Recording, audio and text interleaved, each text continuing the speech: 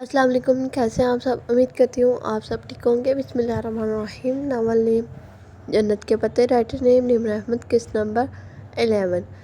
Like share subscribe کریں and please bell icon ضرور click کریں تاکہ ہر آنے والی ایپیسوڈ آپ تک سب سے پہلے میسر ہو سکے۔ اینڈ 1K سبسکرائب کا ٹارگٹ کمپلیٹ کر دیجیے۔ تھینک یو سو مچ۔ گہری نیند میں تھی، سیاہ گپ اندھیرے میں، جب دور ایک چیختی ہوئی آواز نے سماعت کو چیرا۔ اندھیرے میں دراڑ پڑی، دور سے آتی آواز قریب ہوتی گئی۔ اس نے پلکیں جدا کرنی چاہی تو جیسے ان پر بہت بوجھ تھا۔ وہ مشکل آنکھیں کھولی تو چل نہ پھر اسے آواز بحال کرنے میں لگی۔ اس نے ارد گرد دیکھا، ڈروم میں پرسکون سی نیم تاریکی چھائی تھی۔ کونے میں منم سا لائٹ بلب چل رہا تھا۔ نیچے ڈالی اور چیری اپنے اپنے بستروں میں کمبل ڈالے سو رہی تھی۔ دیوار پر آویزاں بڑے کلاک کی چمکتی سوئیاں رات کے 1 بجنے کا بتا رہی تھیں۔ وہ جگاڑتی آواز میں ابھی تک آ رہی تھی۔ اس نے نیند سے معطل ہوتا سر دائیں طرف گھمایا، کوہنی کے بل ذرا اوپر ہوئی اور تکیے تلے ہاتھ ڈال کر موبائل نکالا۔ اس کا ترکی والا موبائل بج کر اسی پل خاموش ہوا تھا۔ 2 مسڈ کالز۔ اس نے تفصیل کھولی تو چمکتی اسکرین سے آنکھیں پل بھر کو چندھی آئیں۔ اس نے پلکیں سکیڑے ہاتھ سے بال پیچھے ہٹاتے ہوئے اسکرین کو دیکھا۔ تایا فرقان۔ موبائل ساتھ بریکٹ میں 2 کا حصہ تھا۔ حیا نے اسکرین کو کونے پہ لکھے ٹائم کو دیکھا۔ رات کا 1 بج رہا تھا۔ جہاں 1 بجا تھا، پاکستان میں 3 بجے ہوں گے۔ آدھی رات کو آنے والا فون اور مہمان کبھی اچھی خبر نہیں لاتے، اور نہ ریسیو کر سکنے والی کال اس برچی کی مانند ہوتی ہے جو کوئی گم کر نکلنا بھول گیا ہو۔ اس کی ساری نیند اور سستی پل بھر میں بھاگ گئی۔ تایا اس وقت کیوں کال کر رہے تھے؟ وہ ٹھیک تو تھے؟ اماں، ابا، روہیل سب ٹھیک تو تھے؟ پتہ نہیں کیا مسئلہ تھا۔ وہ تڑپ کر واپس کال ملانے لگی۔ پھر یاد آیا کہ اس میں بیلنس نہیں تھا۔ اس نے بے بسی سے اپنے پاکستانی موبائل کو دیکھا جو تکیے کے اس طرف رکھا تھا۔ اس میں بھی بیلنس ختم تھا، بلکہ اس فون میں تو ترکی آنے کے بعد بیلنس ہی نہیں ڈلوایا تھا۔ اس نے کمبل پھینکا اور سیڑھیاں پلانگ کر نیچے اتری اور اپنے نائٹ سوٹ میں ملبوس سی گلابی چیک والا ٹراؤزر اور کھلا لمبا کرتا ڈی جے موبائل دو اپنا۔ اس نے نیچے کے بلینکٹ پر چڑھ کر اس کو جھنجھوڑا۔ وہ بہت مشکل ہلی۔ نیند مت خراب کرو میری، سیدھی جہنم میں جاؤں گی تم۔ ڈی جے نے بند آنکھوں سے بڑبڑاتے ہوئے کروٹ بدلی۔ اس کا موبائل وہیں تکیے کے ساتھ رکھا تھا۔ حیا نے موبائل چھانٹا اور نیچے اتری۔ ڈالی کے بنک کی کرسی کھینچ کر بیٹھی اور اپنے موبائل سے تایا کا نمبر دیکھ کر ڈی جے کے فون پر ملانے لگی۔ فون نمبر حیا سلمان کو کبھی زبانیں یاد نہیں رہتے تھے۔ نمبر ملا کر اس نے فون کان سے لگایا۔ لمحے بھر کی خاموشی کے بعد وہ مشینی نسواری آواز ترکی میں کچھ بکنے لگی، جس کا مطلب یہ تھا کہ ڈی جے ذلیل کا بیلنس بھی ختم تھا۔ اس نے جھنجھلا کر فون کان سے ہٹایا۔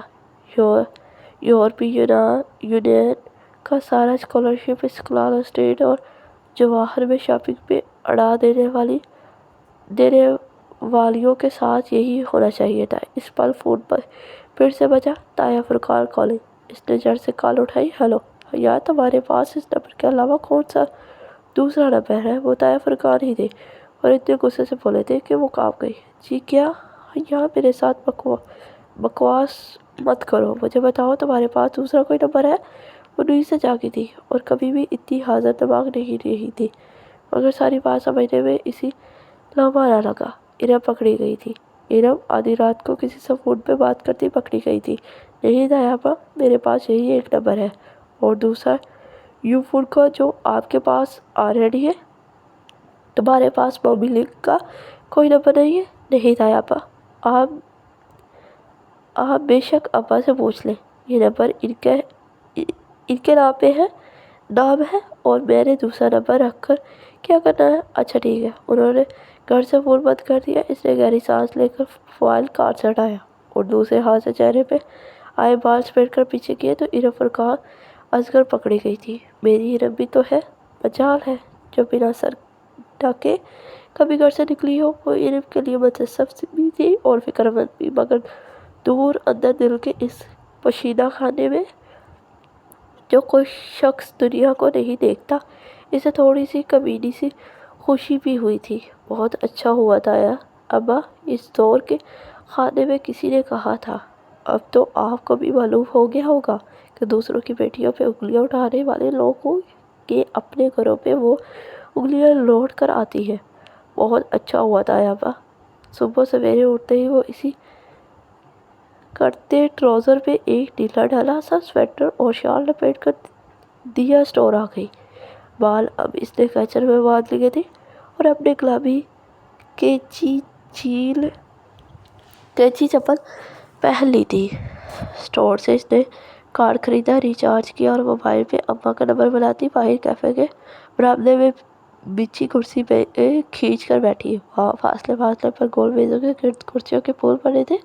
اسٹوڈنٹ صبح صبح شاہ ناشتہ کرنے آتے تھے۔ سامنے سماجی کا خوبصورت فوارہ نصب تھا، گول چکر میں مکین فوارہ جس کی پانی کی دھار بہت اوپر جا کر نیچے گرتی تھی۔ اتنی صبح صبح فون کیسے کیا؟ خیریت؟ فاطمہ ذرا فکر مند ہو گئی۔ تو کیا میں آپ کو ایسے یاد نہیں کر سکتی؟ وہ آرام دہ انداز میں ٹانگ پر ٹانگ رکھتی ذرا خفگی سے بولی۔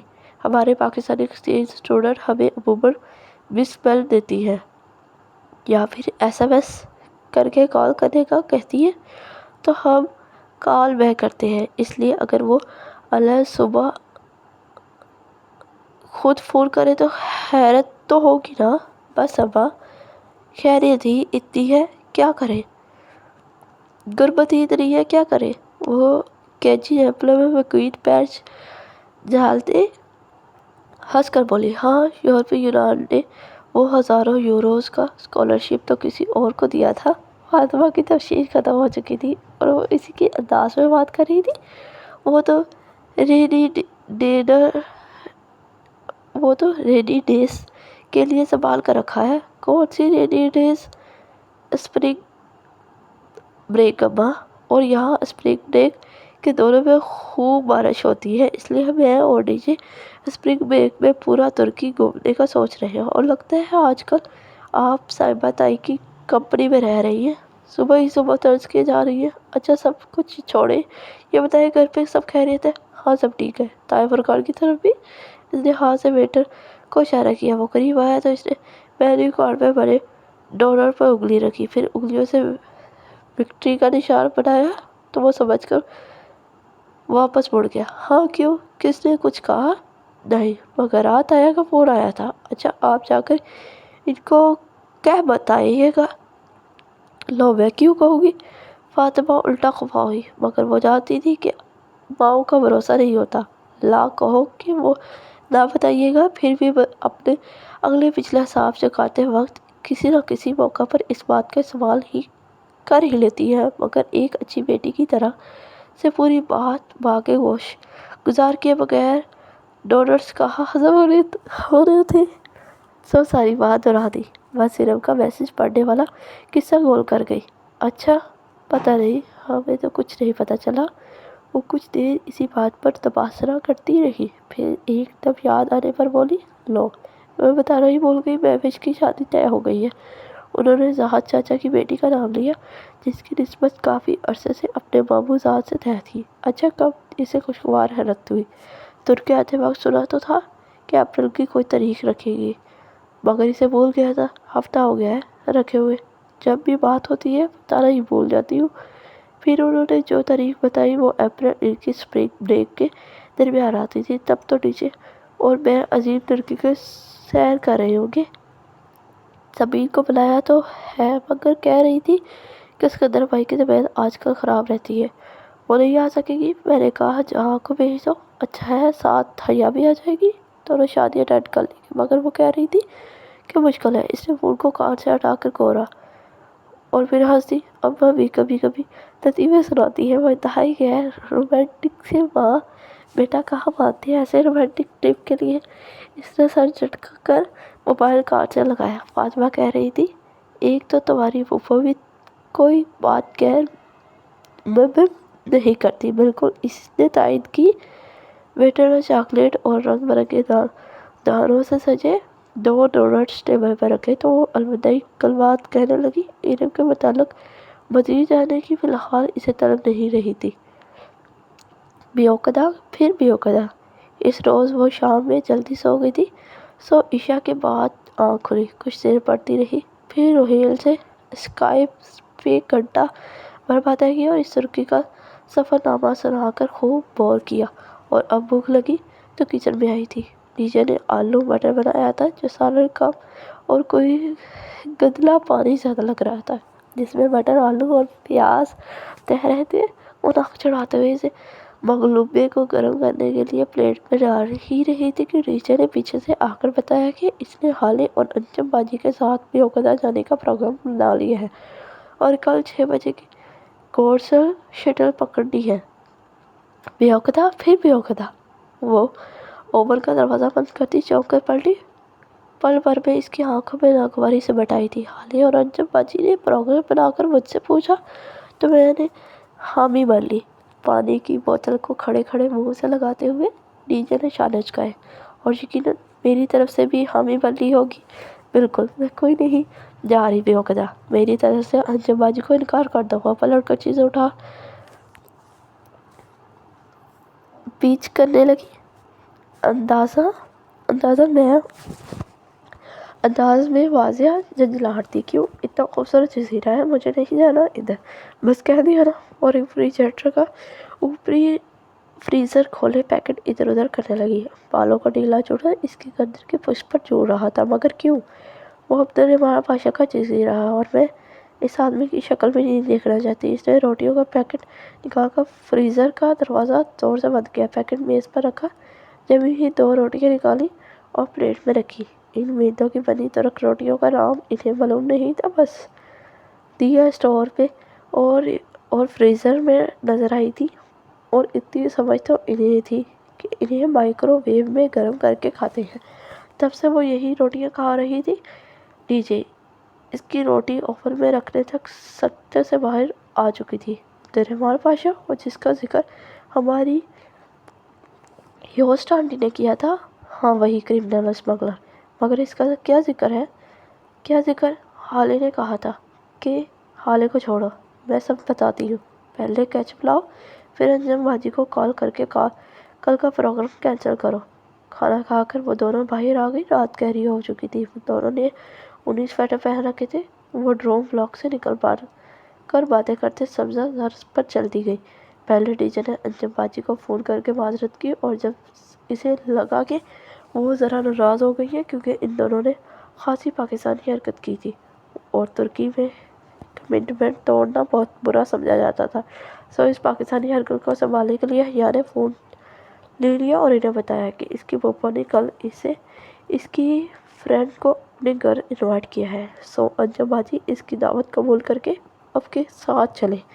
بیوقدہ پھر کسی روز چلے جائیں گے۔ یوں انجم باجی مان گئی، اور اب وہ دونوں چلتے چلتے جیا اسٹور کے سامنے والے فوارے کے منیر پر آ بیٹھی تھی۔ فوارے کا پانی چھینٹیں اڑاتا ہوا نیچے گر رہا تھا، اور اس پانی میں بنتے مٹتے بلبلوں کو دیکھتے ہوئے حیا نے ساری کہانی الف تک بے اس کو سنا ڈالی۔ نیجا کتنی دیر تک چپ بیٹھی رہی، پھر آہستہ آہستہ سوچ کر کہنے لگی، تو وہ پنکی میجر احمد تھا جو ہمیں مارکیٹ میں ملا تھا؟ بالکل۔ اور ڈولی ہنستے ہوا ہنس رہا تھا۔ شاید وہ ان کا پرانا ملازم ہے، اور تم منہ اٹھا کر اس کے گھر چلی گئی؟ منہ اٹھا کر کیا؟ میرا پاسپورٹ تھا اس پرس میں، اور اچھا ہی ہوا، ساری بات تو کلیئر ہو گئی۔ وہ اپنی غلطی پاتی ہے، یہ ناممکن تھا، مگر تم نے اسے فون کر کے بہت غلطی کی۔ تم بھگت رہی ہو نا وہ غلطی۔ اس ظالم شخص نے یہ نہیں سوچا کہ جہاں کے پاس اس ریسٹورانٹ کے علاوہ کچھ نہیں ہے، اور اس نے اسی کو تباہ برباد کر دیا۔ اب یقیناً وہ اس کی لینڈ لیڈی کو شہیا دے گا کہ وہ ریسٹورانٹ واپس حاصل کر لے۔ وہ سخت آدم تھی۔ تمہیں کیا لگتا ہے وہ تم سے واقعی محبت کرتے ہیں؟ کسی کو اذیت پہنچانا محبت نہیں ہوتی۔ کچھ دیر وہ یوں ہی اسی بات کو ہر پہلو سے ڈسکس کرتی رہی، پھر نیجا نے ہاتھ اٹھا کر حتمی انداز میں کہا، ایک بات تو طے ہے، اب یہ معاملہ ختم ہو چکا ہے اور اب تمہارے پیچھے نہیں آئے گا۔ وہ سر ہلا کر اٹھ گئی۔ رات بہت بیت چکی تھی، اب ان کو واپس جانا تھا۔ سبزہ زار پہ چلتے ڈروم بلاک کی طرف بڑھتے ہوئے وہ سوچ رہی تھی کہ اپنے مسئلے کسی کو بتانے سے وہ حل نہیں ہوتے۔ دل کا بوجھ کسی کو کے سامنے ہلکا کرتے کرتے بعض دفعہ ہم اپنی ذات کو ہی دوسرے کے سامنے ہلکا کر دیتے ہیں۔ پریشانیاں بتانے سے کم ہو سکتی ہیں، ختم نہیں، جیسے اس کے پریشانیاں ابھی تک اس کے ساتھ تھی۔ کلاس روم کی کھڑکیوں سے سورج کی روشنی چھن کر اندر آ رہی تھی۔ صبح کی نم ہوا بار بار شیشوں سے ٹکرا کر واپس پلٹ جاتی۔ جیو انفارمیشن کے سسٹم کے پروفیسر اپنے مخصوص انداز میں لیکچر لے رہے تھے۔ اس کے ساتھ بیٹھی ٹیچر بظاہر بہت توجہ سے لیکچر سنتی رجسٹر پر لکھ رہی تھی۔ وہ ہر چند لفظ لکھ کر سر اٹھا کر پروفیسر کو دیکھتی، ذرا غور سے ان کے اگلے الفاظ سنتی اور پھر سمجھ کر سر ہلاتی، دوبارہ لکھنے لگ جاتی۔ اور یہاں نے ایک نگاہ اس کے رجسٹر پر ڈالی، وہاں اس کا چلتا قلم لکھ رہا تھا: تم لوگوں کا سپرنگ بریک کا کیا پروگرام ہے؟ کدھر جاؤ گے اور کون کون تمہارے ساتھ جا رہا ہے؟ آخری لفظ لکھ کر اس نے گردن سیدھی کر کے پورے اعتماد سے پروفیسر کو دیکھتے ہوئے رجسٹر دائیں جہاں بیٹھے متعصم کو پاس کر دیا۔ یہ ان کی اور فلسطینیوں کی واحد مشترکہ کلاس تھی۔ متعصم نے ایک نگاہ کھلے رجسٹر پر ڈالی اور پھر سر جھکا کر کچھ لکھنے لگا۔ جب رجسٹر واپس ملا تو اس پر انگریزی میں لکھا تھا: ہم ترکی کے ٹور پر جا رہے ہیں، 7 دن میں 7 شہر، ہم 5واں اٹالی، اور تم لوگوں کا کیا پروگرام ہے؟ اور پھر یہ ڈالی ڈی جے کوف سے جواب لکھنے لگی: ہم بھی 7 دنوں میں 7 شہر گھومنے کا سوچ رہے ہیں۔ اس نے رجسٹر آگے پاس کر دیا اور پھر ذرا ٹیک لگا کر بیٹھ گئی۔ متعصم اب صفحے پر چند الفاظ گھسیٹ رہا تھا: تو ہمارے ساتھ چلو نا۔ تم لوگوں کو کب نکلنا ہے؟ پہلی چھٹی والے دن۔ ہم نے دوسری چھٹی پہ نکلنا ہے، سو تمہارے ساتھ مشکل ہوگا، چلو پھر چھٹیوں کے بعد ملیں گے۔ No problem. متعصم نے ساتھ ایک مسکراتا ہوا چہرہ بنایا۔ یا دانت پہ دانت جمائے بامشکل جمائیاں روکنے کی صحیح کر رہی تھی۔ اسے اس کلاس سے زیادہ بورنگ کوئی کلاس نہیں لگتی تھی۔ دفعتاً متعصم نے رجسٹر نیچے کی طرف بڑھایا تو اس پہ لکھے الفاظ کو پڑھ کر ٹیچر نے رجسٹر حیا کے سامنے رکھ دیا۔ حیا نے ذرا سی گردن جھکا کر دیکھا۔ اوپر اس نے انگریزی میں لکھا تھا: ٹرانسلیٹ ان اردو پلیز۔ اس کے نیچے عربی عبارت لکھی تھی: کیا فرق؟ حیا نے قلم انگلیوں کے درمیان پکڑا اور اردو زبان میں لکھا: آپ کا کیا حال ہے؟ اور رجسٹر واپس کر دیا۔ متعصم اور حسین کو آج کل ڈی جے سے اردو الفاظ سیکھنے کا شوق چڑھا ہوا تھا۔ اس کلاس میں وہ یوں سارا وقت عربی الفاظ لکھ کر ان کو دیتے تھے۔ چند لمحوں بعد اس نے صفحہ پھر حیا کے سامنے کیا، اب کہ اس پہ لکھا تھا: حالی بخیر۔ حیا نے چڑھ کر نیچے لکھا: میں بالکل ٹھیک ٹھاک ہوں اور آپ کی خیریت ٹھیک چاہتی ہوں۔ اتنا لمبا کیوں لکھا ہے؟ ٹیچر نے سرگوشی کی۔ اگر چھوٹا لکھتی تو فوراً ہی اسے سیکھ کر سونی مجھ سے آج ہی کی تاریخ میں پوری فیروز الغالط بات لکھواتا۔ اب اچھا ہے نا، پورا دن ٹھیک پڑھنے میں گزار دے گا۔ اور متعصم سے کلاس کے اختتام تک ٹھیک سے نہیں پڑھا گیا۔ کلاس ختم ہوئی تو وہ واپس ڈرام میں آئے۔ منہ ہاتھ دھو کر تیار ہونے میں کافی وقت لگ گیا۔ اس نے ایک مور پنکھ کے سبز رنگ کا پاؤں کا چھوٹا فراک پہنا۔ فراک کی آستین تنگ چوڑی دار تھی اور نیچے پاجامہ تھا۔ پورا لباس بالکل سادہ تھا۔ بال اس نے کھلے چھوڑ دیے اور کاجل اور نیچرل پنک لپسٹک لگا کر نیچے کی طرف پلٹی۔ کیسے لگ رہی ہوں؟ ڈی ہے، ٹھیک ہے، جو بالوں میں برش کر رہی تھی۔ رک کر اسے دیکھنے لگی۔ بالکل پاکستان کا جھنڈا۔ دفعہ ہو جاؤ۔ تقریباً 1.5 گھنٹے بعد وہ دونوں حالی اور انجم باجی کے ساتھ جہانگیر میں واقع پھپھو کے گھر کے سامنے کھڑی تھی۔ پھپھو کو بتا تو دیا تھا نا؟ یہ نہ ہو کہ وہ کہیں میں نے تو انوائٹ ہی نہیں کیا تھا؟ ڈی جے نے آہستہ سے پوچھا۔ ہاں بتا دیا تھا، اس نے سرگوشی میں ڈی جے کو جواب دیتے ہوئے ڈور بیل بجائی۔ پھپھو ان سے بہت اتفاق سے ملی۔ لانگ روم میں بیٹھنے تک ہی تعارف کا مرحلہ تمام ہو گیا۔ حیا، آج تم نے گھر میں رونق کر دی ہے۔ وہ وقتاً بہت خوش تھی۔ حیا ان کے گھر کو اپنا سمجھ کر دوستوں کو ساتھ لائی۔ یہ خیال ہی ان کو مسرت بخش رہا تھا۔ وہ ان 2 ماہ میں چند ایک بار ہی پھپھو کے گھر آئی تھی اور پہلی 2 دفعہ کے بعد جہاں کبھی گھر نہیں ملا تھا، نہ ہی وہ اسے بتا کر آتی تھی۔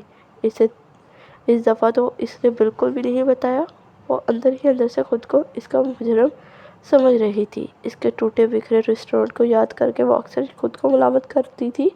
آپ کا گھر بہت پیارا ہے آنٹی، انجم باجی نے صوفے پہ بیٹھتے ہوئے ادھر ادھر دیکھتے ہوئے ستائشی انداز میں کہا تھا۔ اور یہ رقص تو بہت ہی پیارے ہیں۔ حالے نے فرش پر بچھے رقص کی جانب اشارہ کیا، اور میری پھوپھا بھی بہت پیاری ہے۔ وہ پھوپھا کے اشارے سے زد بازو میں مائل کریے مزے سے بولی تو پھوپھا ہنس دی۔ ڈی جے نے آہستہ سے سرگوشی کی، اور پھوپھا کا بیٹا بھی بہت پیارا ہے۔ یعنی زور سے اس کے کا پاؤں دبایا، وہ بس سیکھ کر کے رہ گئی۔ چلو تم لوگ ادھر بیٹھو، میں ابھی آتی ہوں۔ اچھے میزبانوں کی طرح پھوپھا مسکرا کر کہتے ہوئے راہداری کی طرف مڑ گئی، جس کے دوسرے سرے پہ کچن تھا۔ کچن کا دروازہ کھلا تھا اور صوفے پہ بیٹھے ہوئے انہیں کچن کا آدھا حصہ نظر آتا تھا۔ پھوپھا وہ ان کے پیچھے ہی چلی آئی۔ ارے تم کیوں آ گئی؟ ان کو کمپنی دو نا۔ وہ فریزر سے کچھ جمے ہوئے پیکٹ نکال رہی تھی۔ وہ ایک دوسرے کے لیے کافی ہے۔ آپ سنائیں، انکل اوپر ہیں؟ میں نے سوچا ان سے مل لوں۔ جب بھی آتی ہوں عموماً ان کے سونے کا وقت ہوتا ہے، ملاقات ہی نہیں ہو پاتی۔ وہ یہ تو نہیں کہہ پائی کہ جب بھی وہ آتی تھی پھوپھا ان کو دوا دے کر سلا دیتی تھی تاکہ کوئی بدمزگی نہ ہو۔ ہاں شاید جاگے ہوئے ہوں۔ تم اوپر دیکھ لو۔ اچھا، اور جہاں کے ریسٹورنٹ کا کیا بنا؟ کچھ لوگوں نے نقصان کر دیا تھا شاید؟ ذرا سا سری انداز میں پوچھا۔ ہاں اچھا خاصا نقصان ہو گیا ہے اس کا، کافی چڑچڑا رہنے لگا ہے اس دن سے۔ بس دعا کرنا۔ وہ اوپر ملال لہجے میں کہتے ہوئے کیبنٹ سے کچھ نکال رہی تھی۔ وہ واپس آئی تو ڈی جے اور حالے پھوپھا کے گھر کی آرائش پر تبصرہ کر رہی تھی، جبکہ انجم باجی بہت غور سے ٹی وی پر کارٹون نیٹ ورک دیکھ رہی تھی، جس کے کارٹون ترک میں ڈب کیے گئے تھے۔ سماجی میں جو واحد شے دیکھنے کا موقع نہیں ملتا وہ ٹی وی تھا۔ اس کو مصروف پا کر وہ زینہ چڑھنے لگی۔ کندھے سے لٹکتے شفون کے سب سے بٹے کا کنارہ زمینوں پہ پھسلتا اس کے پیچھے اوپر آ رہا تھا۔ سکندر انکل کے کمرے کا دروازہ بند تھا۔ اس نے ہولے سے انگلی کی پشت سے دستک دی، پھر ڈور ناب گھما کر دروازہ دھکیلا۔ کمرے میں نیم طریقے سے چھائی ہوئی تھی، باہر دھوپ تھی، مگر بھاری پردوں نے اس کا راستہ روکا تھا۔ سکندر انکل بستر پہ لیٹے تھے، گردن تک کمبل ڈال رہا تھا اور آنکھیں بند تھیں۔ انکل کیا؟ اس نے ہولے سے پکارا۔ وہ ہونوس بے حس و حرکت پڑے رہے۔ وہ چند لمحے تعصب سے ان کا پس مرد بیمار چہرہ دیکھتی رہی، پھر ہولے سے دروازہ بند کر کے باہر آ گئی۔ وہ سیڑھیوں کے بس میں تھی جب بیرونی دروازہ کھلنے کی آواز آئی۔ وہیں ریلنگ پہ ہاتھ رکھے رک کر دیکھنے لگی۔ صوفہ پر آرام سے بیٹھی لڑکیاں بھی تیر کی طرح سیدھی ہوئی تھی۔ دروازہ کھول کر جہاں اندر داخل ہو رہا تھا، ایک ہاتھ میں بریف کیس، دوسرے بازو پہ کوٹ ڈالے، ٹائی کی نوٹ ڈھیلی کیے، ہلکی گرے شرٹ کی آستین کوہنیوں تک موڑے، وہ بہت تھکا تھکا سا لگ رہا تھا، پہلے سے کمزور اور مرجھائی ہوئی رنگت۔ دروازہ بند کر کے وہ پلٹا تو ایک دم ٹھٹک کر رکا۔ السلام علیکم۔ وہ جو سیڑھیوں کے بس میں کھڑی تھی سلام کر کے سیڑھی اترنے لگی۔ جہاں نے چونک کر سر اٹھایا، پھر اسے دیکھ کر سر کے اشارے سے سلام کا جواب دیا۔ پھوپھا سے ملوانا تھا اپنی فرینڈس کو۔ Nice to meet you.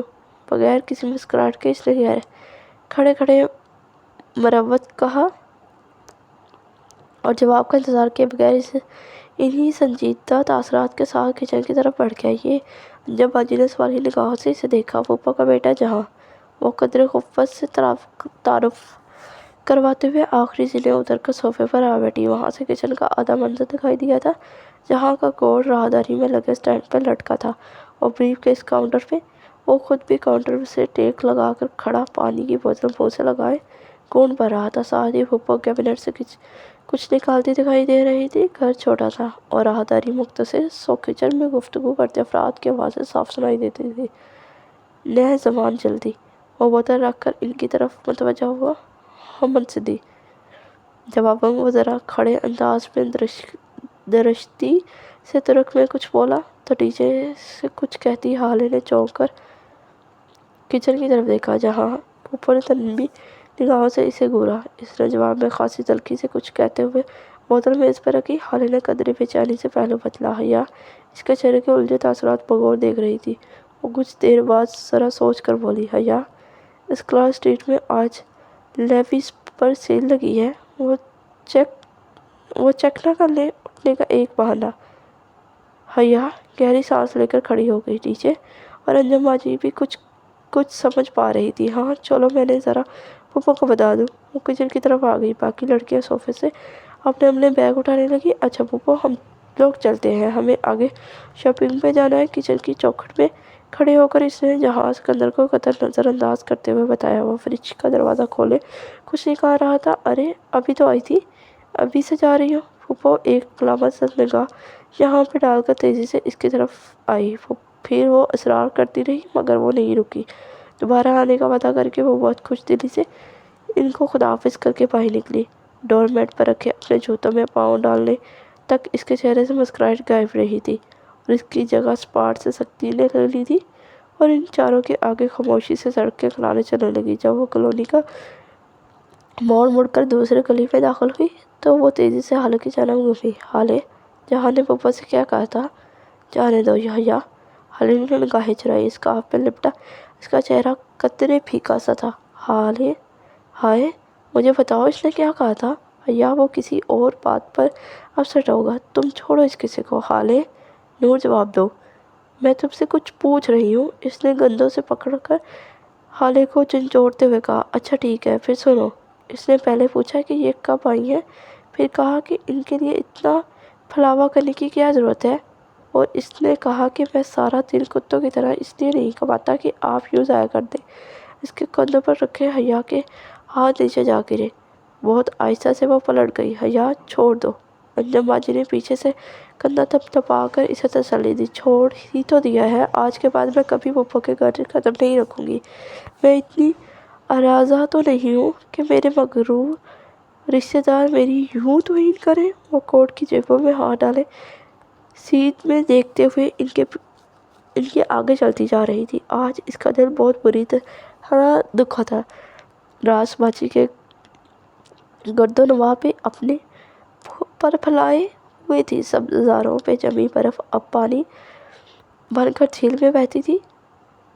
बाहर की ताज़ा हवा हर सौ फूल खिला रही थी। ड्रोम ब्लॉक्स की चकोर खिड़कियाँ बाहर से रोशन दिखाई देती थी। रात बीत चुकी थी मगर हॉस्टल जाग रहा था। स्प्रिंग ब्रेक शुरू होने में चंद दिन ही थे और छुट्टियों से पहले ये इनकी ड्रोम में आखिरी रातें थी। फिर बारी बारी सबको अपने अपने टूर पर निकल जाना था। खदीजा, हया, टाली और चेरी के ड्रोम में रौनक अपने रोज पे थी। हया की कुर्सी पे स्विट्ज़रलैंड की सारा एक्सटेंशन का रिसीवर कान से लगाए बैठी थी। मुस्कुराहट दबाए उंगली पे सुनहरी बालों की लट्स लेटाते हुए वो कह रही थी, मेरा फेवरेट कलर तो ब्लू है। और तुम्हारा भी यही है मोमन? वो कहने के साथ वो मुझको हंसी रोके हुए थी। मोमन काफ़ी दिनों से इसकी तवज्जो लेने की कोशिश कर रहा था मगर वो इसको दिखाने के लिए हॉलैंड की लतीफ़ के साथ नज़र आती थी। लतीफ़ खालिस डच और कैथोलिक था मगर अफ़गानिस्तान में पैदा होने के सबब इसके माँ बाप ने इसका नाम अपने किसी अफ़गान दोस्त लतीफ़ के नाम पर रखा था। यूँ वो तमाम फ़लस्तीनियों का बहुत अच्छा दोस्त बन चुका था सिवाय मोमन के। सामने नीचे की कुर्सी पे हाले बैठी थी और इसके मुकाबले काउच पे स्पेन की सेंडरा थी। वो दोनों अपने दरमियान एक मैगज़ीन खोले तबासरा कर रही थी। इस तहीम के साथ ये कनेस्ट्रस्ट कुछ और लगेगा नहीं। हाले मतलंदर बज़ब सी संडेरा से पूछ रही थी। चेरी अपने बैंक की सीढ़ी के साथ खड़ी अपनी कीपाओ ऑयल के आधी शीशी इनको दिखाते हुए बार बार नफी में सर हिलाते हुए आई डोंट ब्लू दिस कही जा रही थी। किसी लड़की ने बाथरूम में रखा इसका तेल इस्तेमाल करके ऊपर छट लगाकर माजरत कर ली थी कि चूँकि मैं जल्दी में हूँ सो पूछ नहीं सकी। और चेहरे को जब से इन चंद बूंदों का गम खाए जा रहा था। इन चीनियों के दिल भी अपने कद की तरह होते हैं, छोटे और बस। ताली जो ऊपर अपने बैंक पर बैठी हया को सिरली नामा सुना रही थी। लम्हा भर को बात रोककर चेरी को देखते हुए बोली, फिर सर झटक कर बात का वहीं से आगाज़ किया जहाँ छोड़ी थी। You know in Israel we have such stress that थाली के नज़दीक दुनिया का सबसे रसीला फल इसराइल का था, सबसे मीठा पानी, सबसे खालिद शहद, सबसे खुशबूदार फल और सबसे सुहाना मौसम इसराइल का था। वो कहती थी इसराइल जन्नत है मुकद्दस और बाबरकत सरजमीन है, और इसके जाते ही हया और डीजे इसके फ़िक्रे में यूँ तरमीम कर लेती कि फ़लस्तीन जन्नत है मुकद्दस और बाबरकत सरजमीन है। अब भी हया बहुत अहमकत से दोनों हथेलियों पे चेहरा कराए इनकी बातें सुन रही थी। जो भी था इसराइल नामा सुनाने में मज़ा बहुत आता था, चलने में मज़ा बहुत आता था। धीमी आवाज़ में बात करने के बावजूद इन सब की आवाज़ों ने मिलकर शोर कर रखा था, और इस सारे शोर में डीजे अपने पैर के ऊपर बिस्तर में लेटी तकिया मुंह पर रखे हुए थी।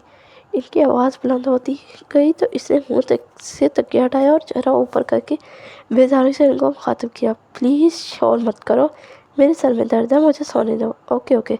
हाले ने फ़ौरन इस बात में सर हिलाया। सब ने करके एक दूसरे को चुप करवाया और धीमी धीमी बड़बड़ाहटों में बोलने लगी। डीजे वापस लेट गई और तकिया मुंह पे रख लिया। हाँ चांद, मैं चांद को ही कह रही थी, सारा जो अपनी लड़कों उंगली पर दौड़ते मुस्कुराते हुए कह रही थी। दूसरी तरफ कुछ सुनकर ज़रा गड़बड़ाई। अच्छा आज चांद नहीं निकला?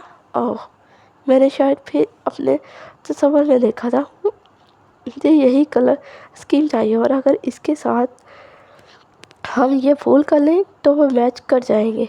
फिर ये रंग सिंड्रेला मैगज़ीन के सफ़े को पलटकर पीछे से कोई दूसरा सफ़ा निकाल कर खाली को दिखाने लगी। आहिस्ता आहिस्ता इनकी आवाज़ें फिर से बुलंद होने लगी। चंद साने बाद रूम में फिर से शोर मचा था। Can someone please shut up? DJ jerk होकर उठी और ज़ोर से चला। वो पिछले 2 घंटों में कई दफ़ा इनका खामोश होने को कह चुकी थी, मगर बार बार लड़कियों की आवाज़ें बुलंद होती जाती थी। लेकिन इसकी यूँ चलाने पर एकदम से ड्रॉपी आवाज़ें फ़ौरन बंद हो गई। बस तुम आराम करो, हम चुप हैं, अब सब आहिस्ता बोलो।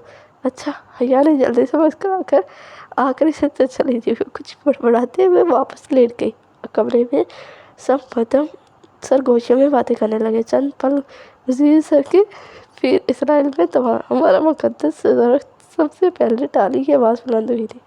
फिर सारा, फिर हाले और फिर चेरी, जो अभी तक सबको मुतवज्जा करने की सही करते हुए इन्हें बोतल दिखा रही थी। मतलब ये कहाँ की अखलाकियत है कि किसी का तीर इससे पूछे बगैर इस्तेमाल कर लिया जाए। शोर वापस लौट रहा था। नीचे एकदम उठी, कम उतार कर फेंककर वर्ग की सीढ़ियाँ फलांग कर उतरी। अपनी पेज पर रखा स्वेटर गर्दन में डाला, साथ रखी 3 किताबें उठाई, तय करदा ऐने खोलकर आंखों पे लगाई और खामोशी से किसी की तरफ भी देखे बगैर बाहर निकल गई। इसने अपने पीछे धड़म से दरवाज़ा बंद किया था। ड्रॉम में एकदम सन्नाटा छा गया। सबने एक दूसरे को देखा था। सारा ने बिना कुछ कहे रिसीव क्रेडल पर रख दिया। चेरी ने खौफ से अपनी बोतल वापस बैग में रखी। हाले और सेंड्रा ने मैगज़ीन बंद कर दिया। बहुत सी नदाम निगाहों के तबादले हुए। वो नाराज़ हो गई है, अब क्या करें? हाले बहुत आहिस्ता से बोली। ठहरा, मैं से बनाती हूँ। यार कमल पर हटाया और बैंक की सीढ़ियाँ उतर कर नीचे आई। मेज़ पर रखा अपना दुपट्टा उठाया और चप्पल पहनते हुए बाहर निकल गई। पीछे कमरे में अभी तक सन्नाटा छाया था। स्टडी साथ ही था, इसे पता था डीजे वही होगी। इसने दरवाज़ा धकेला तो वो खुलता चला गया। वो सामने राइटिंग टेबल पे ये किताबें फैलाई बैठी थी। चौकड़ से इसका नींव रुख ही नज़र आता था, फिर भी वो देख सकती थी कि वो रो रही है। इसका दिल एकदम बहुत ज़्यादा दुखा। वो दबे कदम चलते हुए इसके करीब आई। डीजे बाहें कनपट्टी को उंगली से मसलते चेहरा किताब पे जगाया, आंसू पीने की कोशिश कर रही थी। DJ we are really sorry. वो कुर्सी खींचकर इसके साथ बैठी और इसके हाथ थमना चाहा। डीजे ने सख्ती से डी से हाथ छुड़ा लिया। इसे बेहद मलाल हुआ। सॉरी यार, हमने तुम्हारा ख्याल नहीं किया, तुम्हारी तबीयत तो ठीक है? और जवाब दिए बनाइए ही कनपट्टी को उंगली से मसलती किताब पे सर झुकाए बैठी रही। सर में दर्द है? इसने होने से पूछा। डीजे ने इस बात में हिलाया। टैबलेट ली है कोई? हाँ, वो हथेली की पुछ से गिले रुखसारा करते हुए बोली तो आवाज़ बारी थी। सिर्फ यही बात है? इसने गौर से इसका चेहरा देखा। मुझे घर याद आ रहा है। तो रो क्यों रही हो? सेमेस्टर ख़त्म होने के बाद हमने घर तो تو چلے جانا ہے نا، سیمسٹر ختم ہونے میں بہت دیر ہے، اس نے چہرہ اٹھا کر بےچارگی سے اسے دیکھتے ہوئے کہا۔ اینے کے پیچھے اس کی آنکھیں آنسوں سے بھری تھی۔ دیر کہاں، فروری میں ہم ادھر آئے تھے، مارچ گزر گیا، اپریل گزر رہا ہے، مئی آنے والا ہے، جون میں ایگزامز ہوں گے اور جولائی میں ہم پاکستان میں ہوں گے، تو آج 5 تو ختم بھی ہو گئے ہیں۔ ڈی جے بھیگی آنکھوں سے مسکرا دی۔ کیا زندگی اتنی جلدی گزر جاتی ہے؟ اس سے بھی جلدی گزر جاتی ہے، ہمیں پتہ بھی نہیں چلتا اور ہمارا وقت ختم ہو جاتا ہے۔ اختتام، دی اینڈ، خلاص۔ اس نے ہاتھ جھاڑ کر جیسے بات ختم کی۔ ڈی جے چند لمحے ڈبڈبائی آنکھوں سے اسے دیکھتی رہی۔ حیا، میں نے کل اپنی امی کو خواب میں دیکھا تھا، وہ بہت بری طرح رو رہی تھی، اتنی بری طرح کہ میرا دل ڈر آیا، پتہ نہیں گھر میں سب ٹھیک بھی ہے یا نہیں۔ میں گھر کا آخری بچہ ہوں اور آخری بچوں کے حصے میں ہمیشہ بوڑھے ماں باپ آتے ہیں، میرا دل ان کے لیے دکھتا ہے حیا۔ میں سمجھ سکتی ہوں، مگر ہم کیا کر سکتے ہیں؟ 3 ماہ تو ہم نے یہاں گزارنے ہیں نا، ہم پاکستان چلے جائیں؟ تم جانتی ہو یہ ناممکن ہے، ہم نے کنٹریکٹ سائن کیا ہے، ہم 5 ماہ ختم ہونے تک ترکی نہیں چھوڑ سکتے۔ میں مشکل جانے کی بات نہیں کر رہی، بس چند دن کے لیے، اسپرنگ بریک میں ہم اسلام آباد چلے جائیں۔ حیا نے گہری سانس لی۔ میری بھی کزن کی شادی ہے، مگر میں اسے قربان کر رہی ہوں صرف اس لیے کہ اگر ہم ابھی پاکستان گئے تو واپس آتے ہوئے ہمارا دل بہت خراب ہوگا، اور پھر یوں ترکی میں اکیلے گھومنے پھرنے کا موقع ہمیں کبھی نہیں ملے گا۔ اکیلے؟ ڈی جے نے سہازیہ سر جھٹکا۔ تمہیں پتہ ہے ہم دونوں نے یہ اسکالرشپ پروگرام کے لیے کیوں اپلائی کیا تھا؟ کیونکہ ہم دونوں کو اکیلے ذاتی سے وقت گزارنے کا شوق تھا، ایسے ذاتی جس میں ابو اور بھائیوں کی روک ٹوک نہ ہو۔ مگر انسان آزاد تب ہی ہوتا ہے جب وہ تنہا ہوتا ہے، اور یہ ہی تنہائی قید کر لیتی ہے۔ ہر آزادی میں قید چھپی ہوتی ہے، جیسے اب ہم ترکی میں قید ہیں اور مجھے لگتا ہے ہم کبھی پاکستان واپس نہیں جا سکیں گے۔ حیا نے جیسے تاثر سے نفی میں سر ہلائی، پھر نگاہ میز پر رکھی ڈی جے کی موٹی سی فلسفے کی کتاب پہ پڑھی، جس کے سر ورق پہ سکتار کی تصویر بنی تھی۔ اس کی پیشانی پہ بل پڑے۔ پرے ہٹاؤ اس بڈھے انکل کو، اس کو پڑھ پڑھ کر تمہارا دماغ خراب ہوا ہے۔ سقراط کو کچھ مت کہو، ڈی جے نے تڑپ کر کتاب پیچھے کی۔ افلاطون گواہ ہے کہ سقراط نے کسی عظمت اور بہادری سے زہر کا پیالہ پیا تھا، میری تو 7 نسلوں پہ احسان کیا تھا۔ وہ تنگ کہتے ہوئے کھڑی ہو گئی۔ اور ہم کوئی پاکستان نہیں جا رہے، 7 دن اور ترکی کے 7 شہر اور پروگرام ہے ہمارا۔ ڈن، ڈی جے مسکرا دی۔ اور سنو، آج ٹائم چینج ہو گیا ہے، گھڑی 1 گھنٹہ آگے کر لو۔ اور ڈی جے کو نارمل ہوتا دیکھ کر ٹالی کا اسرائیل نامہ سننے واپس چلی گئی۔ اوہ نہیں، یہاں بھی وہی پرانے ٹائم سے زیادہ خوف کسی شے سے نہیں ہوتی تھی۔ ٹاکسم اسکوائر کا مجسمہ آزادی بہار کے پھولوں کی خوشبو میں بسا ہوا تھا۔ صبح کا وقت تھا اور مجسمے کے گرد دائرے میں اگی گھاس پر سرخ ٹیولپس کھلے تھے، فضا میں تازہ پکے پھولوں کی رسیلی مہک تھی۔ وہ دونوں اس ٹھنڈی میٹھی ہوا میں ساتھ ساتھ چلتی اسکلار اسٹریٹ کی طرف بڑھ رہی تھی۔ دونوں نے سیاہ کوٹ پہن رکھے تھے اور بازو میں بازو ڈال رکھا تھا۔ وہ اتنی دفعہ اسکلار اسٹریٹ آ چکی تھی کہ بہت سی دکانیں تو انہیں حفظ ہو چکی تھیں، اس کے باوجود وہ آج تک اس طویل ترین گلی کے اختتام تک نہیں پہنچ سکی تھی۔ ان کے تمام دوست اور ڈورم فیلوز کل ہی اپنے ٹورز پر نکل چکے تھے۔ انہوں نے آج سارا دن اسکلار اسٹریٹ میں شاپنگ کر کے کل کی صبح کوپرٹیکا جانا تھا۔ آج وہ خوب بہاؤ تاؤ کر کے شاپنگ کرنے کا پروگرام بنا کر آئی تھی، کیونکہ ویسے بھی پاکستانی سیاحوں کے لیے ترک فوراً نرخ کم کر دیتے ہیں۔ 7 دن 7 شہر، کتنا مزہ آئے گا نا؟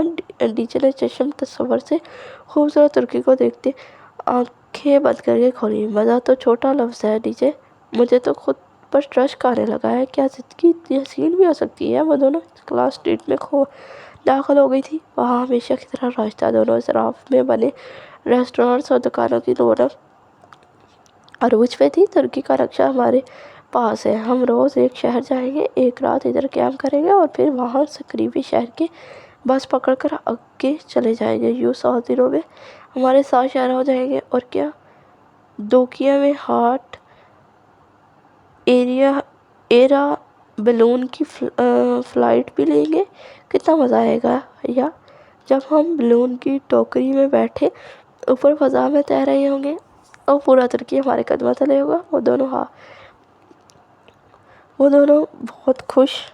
وہ دونوں بہت جوش اور جذبے سے منصوبہ بناتے ہوئے آگے بڑھ رہی تھی۔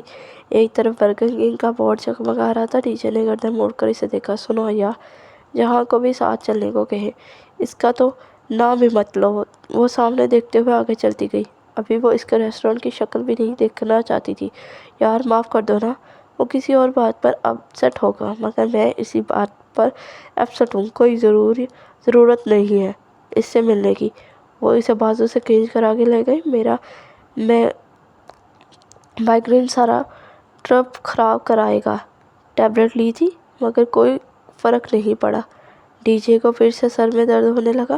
اور میرا ٹرپ میرا غیر رجسٹرڈ فون خراب کرائے گا۔ اس نے کوٹ کی جیب سے حالے کو بدترک فون نکال کر مایوسی سے اسے دیکھا۔ اس کی بیٹری جلدی ختم ہو جاتی ہے، وہاں دوسرے شہروں میں پتہ نہیں کیا حالات ہوں گے۔ اور میں اپنے پاکستانی فون کو رجسٹر کروا ہی لیتی ہوں۔ ٹھیک ہے، مگر پہلے جوتے دیکھ لیں۔ اور دونوں شو اسٹور کا دروازہ کھیلتے ہوئے اندر داخل ہوئی۔ دروازہ ذرا بھاری تھا، مشکل سے کھلا۔ یا اجنبی سے دروازے کو دیکھتے ہوئے آگے بڑھ گئی۔ عجیب بات تھی کہ جس اگلی دکان پر وہ گئی، اس کا دروازہ بھی زور لگا کر دھکیلنے پر پیچھے ہوا۔ آج اس کلاس جدیسی کے دروازوں کو کیا ہوا ہے؟ ڈی جے بھی محسوس کر کے حیرت سے بولی۔ ایویا کی دکان اس کلاس اسٹریٹ میں ذرا آگے جا کر ملی۔ وہ دونوں اکٹھی چوکھٹ تک آئیں اور لاشعوری طور پر ایک دم بہت زور سے دروازے کو دھکیل دیا۔ وہ گلاس ڈور بے حد باریک اور نازک شیشے کا بنا تھا۔ وہ گویا اڑتا ہوا جا کر مخالف سمت میں کھڑے اسٹینڈ سے ٹکرایا اور زوردار چکنے کی آواز آئی۔ لوہے کے اسٹینڈ کی کوئی ہک نکلی ہوئی تھی، اس کی ضرب زور سے لگی اور دروازے کے اوپری حصے سے شیشے کے ٹکڑے چھن چھن کرتے فرش پر آ گرے۔ وہ دونوں ایک دم ساکسی آدھے ٹوٹے دروازے کو دیکھ رہی تھی۔ کاؤنٹر کے نچلے دروازے سے کچھ نکلتے سیلس مین نے چونک کر سر اونچا کیا۔ ٹوٹے دروازے کو دیکھ کر اس کا منہ پورا کھل گیا۔ وہ ہکا بکا سا اٹھ کھڑا ہوا۔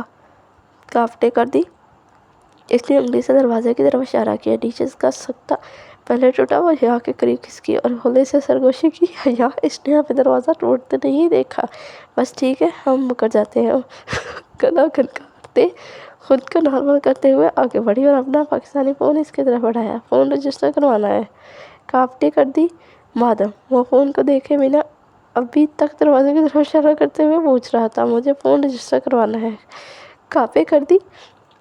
ڈی جے یہ کیا بک رہا ہے؟ وہ کون سے ڈی جے کی طرف بڑھی۔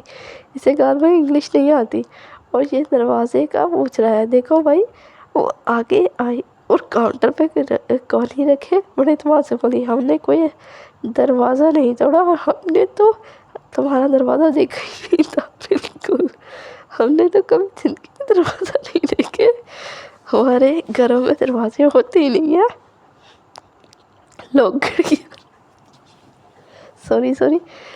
لوگ کھڑکیوں سے اندر بھاگتے ہیں، مگر ان کی کوئی بات اس کی سمجھ میں نہیں آ رہی تھی۔ وہ اب صدمے اور دکھ سے سینے پر ہاتھ مارتے دروازے کو دیکھتے ہوئے اللہ اللہ کہنے لگا۔ تم لوگ شدید غم میں یہی کرتے تھے۔ اچھا، میرا فون تو رجسٹر کر دو۔ لڑکا چند لمحے غمگین اور کینہ پرور نگاہوں سے انہیں دیکھتا رہا، پھر ہاتھ آگے بڑھایا۔ پاسپورٹ۔ ان دونوں نے ایک دوسرے کو ذرا تشویش سے دیکھا۔ یہ پاسپورٹ صرف فون کے لیے مانگ رہا ہے؟ نہیں، یہ ہمیں اندر کروائے گا۔ اسے پاسپورٹ نہیں دینا، اس نے اتنا لمبا جرمانہ کروانا کہ ہمارا ٹرپ کینسل ہو جائے گا۔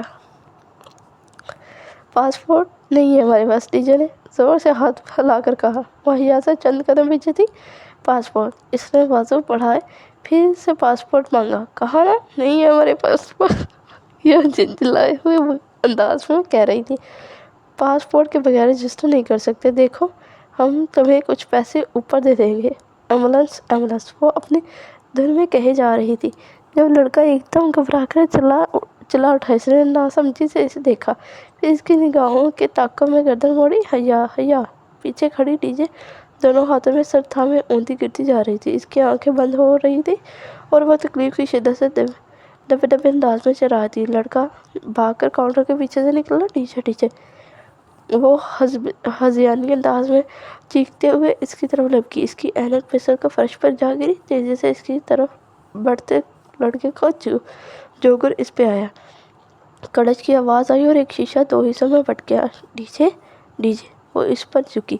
जहाना वारे से पुकार रही थी। डीजे की आंखें बंद हो रही थी। सारी दुनिया अंधेरे में डूब रही थी। जा रही है। Thank you so much. Like share subscribe कीजिए एंड बेल आइकन जरूर क्लिक कीजिए एंड प्लीज़ आप सपोर्ट करें। हमें 1K सब्सक्राइब का टारगेट कंप्लीट करना है इसी मंथ में। Thank you so much.